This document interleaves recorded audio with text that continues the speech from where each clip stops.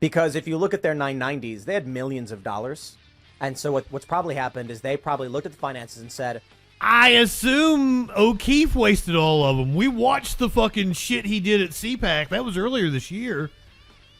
So James O'Keefe, who has spent more than a decade creating deceptive videos aimed at embarrassing liberals, is under investigation in New York following accusations that he misspent funds of the organization he founded.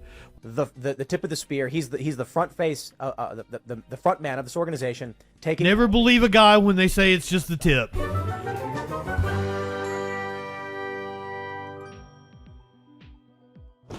It also didn't seem like the CEO at Project Veritas liked the people she was working with very much. Tim Pool says that, and I don't, so there was a tweet that came out on Friday where someone accused the CEO of Project Veritas, the new CEO, you know, now that James O'Keefe has been ousted, of firing everyone. That tweet was deleted. I never followed up on it. I don't know what the fuck happened beyond seeing that tweet, but apparently there was some kerfuffle at the Project Veritas. Tim Pool is here to tell us what went on. If you still worked at Project Veritas, I don't know, I got very little sympathy for you. They came after founder and leader James O'Keefe. They tried to strip him of everything he built. And there were people who were party to the knives in the back of James O'Keefe who signed a letter calling him out. So I just have to... You know that he got ousted because he was wasting their fucking money on his fucking theater shit, right? Say, I'm not calling out anyone individually because I don't know who, but to all the people who stabbed James in the back and have now lost their jobs, I don't know, schadenfreude? Like, this is what you deserve. Did you think that this organization could survive without the man who built it and was doing the hard work and making the sacrifices to keep it up and running?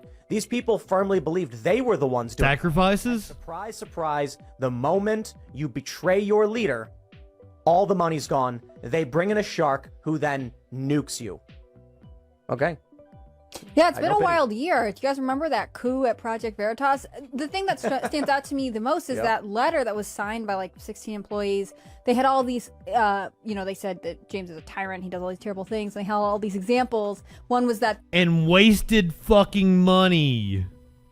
This donor felt like, he hadn't been friendly to her or something. And then afterwards, that donor was like, that's not what happened. That's not it at all. Like, yeah, he was like short with some woman. And then they were like, what are you talking about? James was perfectly polite. It was totally fine. He stole a woman's sandwich. So, oh, wow.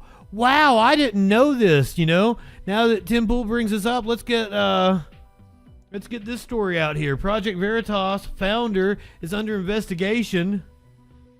And the organization is in shambles. So James O'Keefe, who has spent more than a decade creating deceptive videos aimed at embarrassing liberals, is under investigation in New York following accusations that he misspent funds of the organization he founded.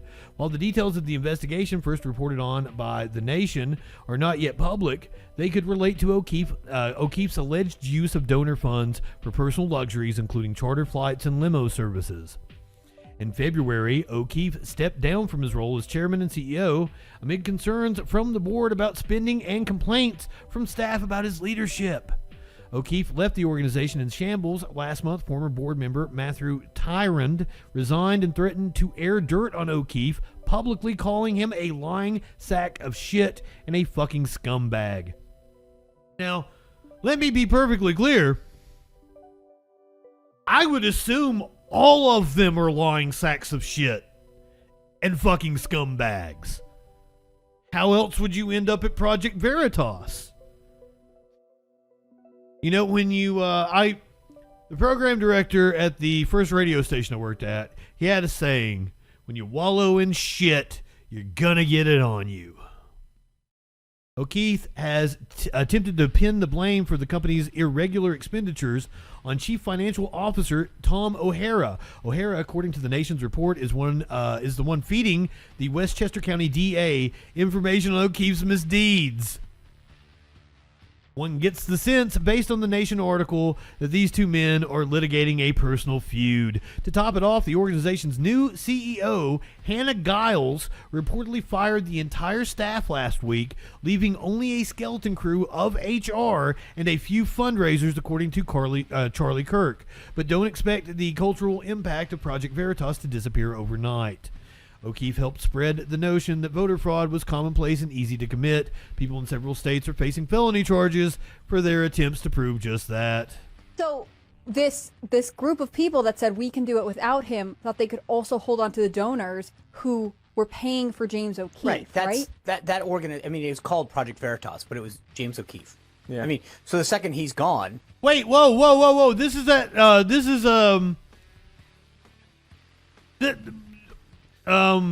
Dancing with the Stars, the first press secretary for Trump. That's that dude, isn't it? Spicy Sean. I mean, it was called Project Sean Spicer, yeah.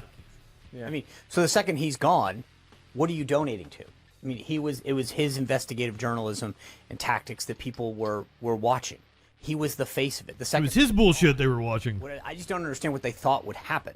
So, I mean, today, I know you said this, that, you know, according to the reporting, they were fired. They weren't fired. I mean, the bottom line is they ran out of money. I mean, I don't know the finances, but, like, let's stop kidding around. Once he left, it dried up, and at some point they said, we can't pay you anymore. Call it what you will. Well, and why didn't they lead off with firing their development team? Development people are supposed to raise money. I think they have money, but I think money's not coming in. Because if you look at their 990s, they had millions of dollars. And so what's probably happened is they probably looked at the finances and said, I assume O'Keefe wasted all of them. We watched the fucking shit he did at CPAC. That was earlier this year.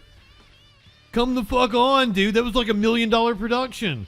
I watched Lady Gaga's stage show, and like it was comparable to that, man. And I know for a fact it cost Lady Gaga $500,000 to put it on. we got no donors. We got a couple million in the bank. At this rate, we will be totally, you know, we'll be defunct, insolvent in 6 months. So they're like, okay, fire everybody now, and Veritas will function to some degree for a few years. But you know, the funny thing is, I do believe, and obviously the O'Keefe Media Group. O'Keefe Media Group. These people bought into a mission, okay? They wanted to see things exposed. Without the Project Veritas being any kind of an alternative. And Sean Spicer, it fucking pisses me off that it's taken, what, are we up to like 15 years now for this asshole to be exposed?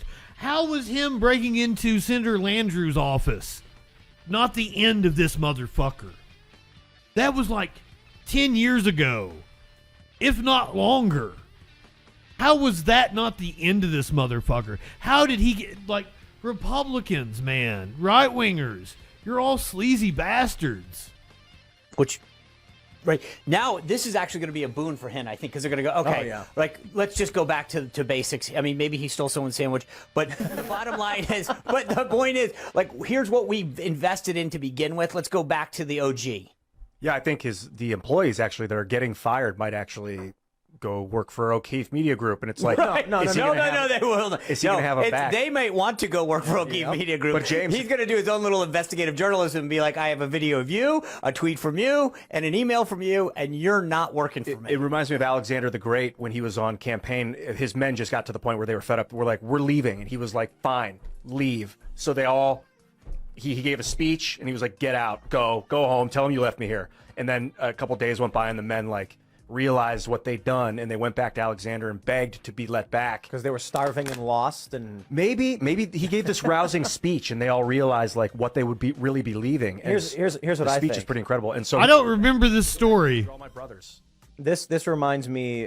This has a touch of an element of leftism, entitlement, arrogance. James O'Keefe starts this organization. He sacrifices. He gets raided by the feds. He gets sued. Because they, I don't want to say stole. They came to be in possession of something they shouldn't have been in possession of that more than likely was stolen, that they were trying to launder, that had to do with the 2020 election, i.e. Ashley Biden's diary. And if you guys do not know, You have to be in right-wing spaces in order to know the accusations. Apparently, Ashley Biden wrote at some point in time in her diary that Joe showered with her. And then at another point in the diary wrote that she was molested by somebody in the family. They put 2 and 2 together, and they're like, Joe Biden's daughter got molested by Joe. See? Come on, man. And this was her personal diary. Now, the claim on the right was that it was left. Like she stayed in an Airbnb or something, and the diary was left behind. But, like, fucking right-wingers aren't trustworthy.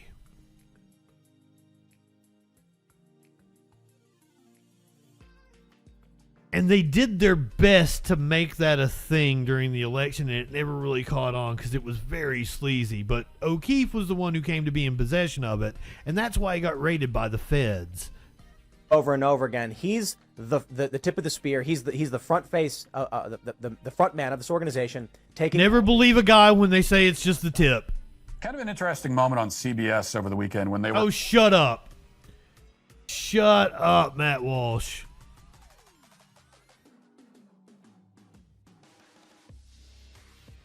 Only time I want to hear Matt Walsh speak is when he's talking about how awesome I am. JustinFREAKIN is a formidable voice in the culture.